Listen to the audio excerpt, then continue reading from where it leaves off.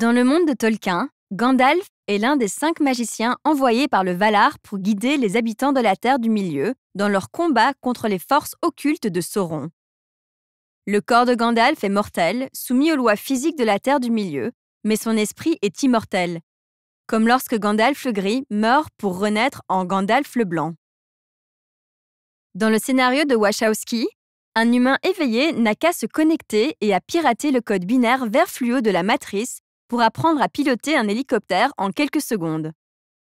Ou, si vous êtes l'élu, ou un des élus, vous n'avez même pas besoin d'hélicoptère, juste de lunettes noires très cool.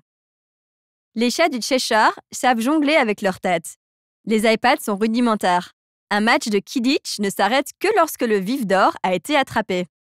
La réponse à la question sur le sens de la vie, l'univers et tout le reste est assurément 42. Tout comme le réel, les mondes fictifs obéissent à un ensemble de lois physiques et sociales. C'est ce qui rend ces mondes complexes crédibles, compréhensibles et intéressants à explorer. Dans le réel, la loi de la gravité permet aux 7 tomes de Harry Potter de tenir sur des millions d'étagères dans le monde.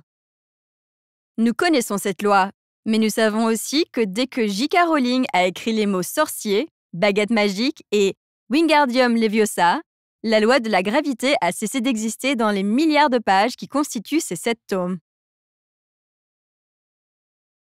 Les auteurs de science-fiction et de fantasy fabriquent des mondes à partir de rien. Ils créent des lois, des cartes, des généalogies, des langues, des cultures, des univers parallèles à ces univers, et de ces mondes surgissent une histoire, puis une autre, et encore une autre. Lorsque tout cela se tient, les lecteurs comprennent ces mondes fictifs et leurs lois aussi bien que les personnages qui y vivent. Et même parfois, aussi bien ou même mieux qu'ils ne comprennent le monde réel. Mais comment? Comment des gribouillis humains sur une page peuvent-ils atteindre notre œil et envoyer des signaux au cerveau pour toucher notre logique et nos sentiments en tant que récits complexes qui nous poussent à nous battre, à pleurer, chanter et réfléchir?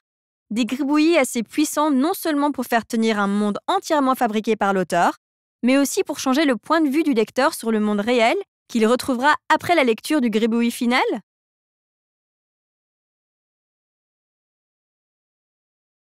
Je doute que quiconque connaisse la réponse à cette question.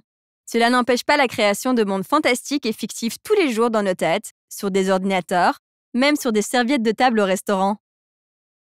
L'imagination et la volonté de vivre dans son monde, au sens figuré, suffisent à démarrer l'écriture d'un roman.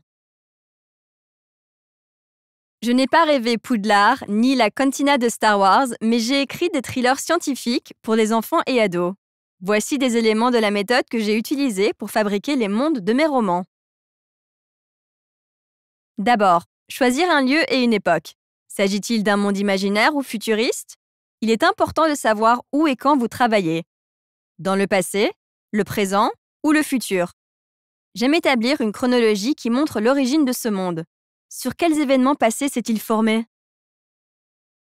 Puis, je réponds pêle-mêle aux questions qui apportent des détails à mon monde fictif. Par quelle loi est-il régi?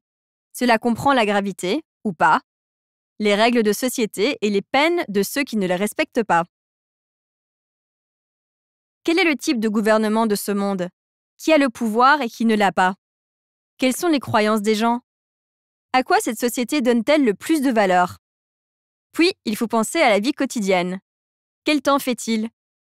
Où est-ce que les gens habitent, travaillent et vont à l'école? Que mangent-ils et à quoi jouent-ils? Comment traitent-ils les jeunes et les vieux?